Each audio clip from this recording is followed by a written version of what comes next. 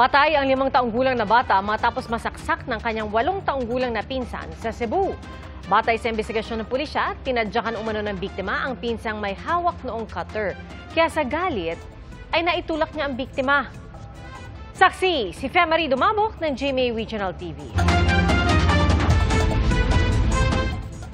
Bangkay na lang na matagpuan ang 5 taong gulang na lalaki sa isang sapa sa Argao, Cebu. Ang itunuturong may sala, pinsan ng biktima na 8 taong gulang pa lang. Ayon sa ina ng biktima, Miyerkules ng hapon nang pumunta ang kanyang anak kasama ang kanyang pinsan para manguha ng shell sa sapa. Matapos ang 2 oras, umuwi raw ang 8 taong gulang na pinsan pero hindi na kasama ang kanyang anak. Ayon sa hepe ng Women and Children's Protection Desk ng Argao Police, base raw sa kwento ng 8 taong gulang na lalaki, tinadyakan umano ng biktima ang pinsan. Kaya sa galit ay naitulak niya ang biktima habang may hawak na cutter. Natamaan sa leeg ang batang biktima at natumba sa sapa. Sa takot ay iniwan daw niya sa sapa ang pinsan. Gusto dahi ka nga mamatay siya dili.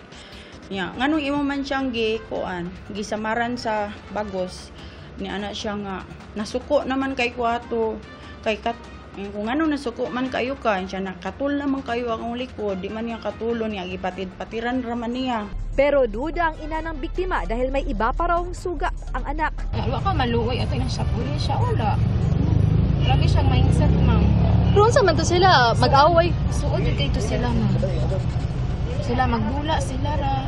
Gusto siya, kaya kung magbisan lang, minor siya. Ikustodi lang siya sa daga DSWD. Wala kila kung hangyop nila. Humingi ng tawad ang sospek at iginiit na wala siyang masamang balak sa pinsan. Nasa kustudiya na ng Municipal Social Welfare and Development Office ang batang sospek. Nasa ilalim sa intervention and rehabilitation. Sa Lapu-Lapu City, 3 lalaki na edad 18, 17 at 15 ang pinagsasaksak ng isang di pa nakilalang salarin. Ayon sa kwento ng isa sa mga biktima, naglalakad lang sila sa madilim na eskinita nang lumapit bigla ang lalaking tila nakainom. Hindi raw nila kilala ang lalaki. Imumin niya, ingon siya na, sa problema daw na mo, anong ihunong mi? Wala, kami ihunong, rami ato, anong iwan. Ako, tugitook ko niya una.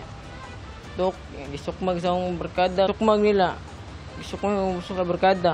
Huwag sa kabaw na, ni bunit ni bulhot ng kutsilyo. Matapos ang insidente, sumakay sila ng jeep at nagpasaklolo sa kawani ng barangay Mactan na siyang nagdala sa kanila sa ospital. Nakalabas na ng ospital ang 2 sa mga biktima habang nasa ospital pa ang isa.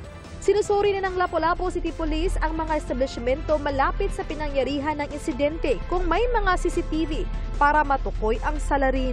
Para sa GMA Integrated News, ako si Femari Dumabok ng GMA Regional TV, ang inyong saksi. Mga kapuso, maging una sa saksi.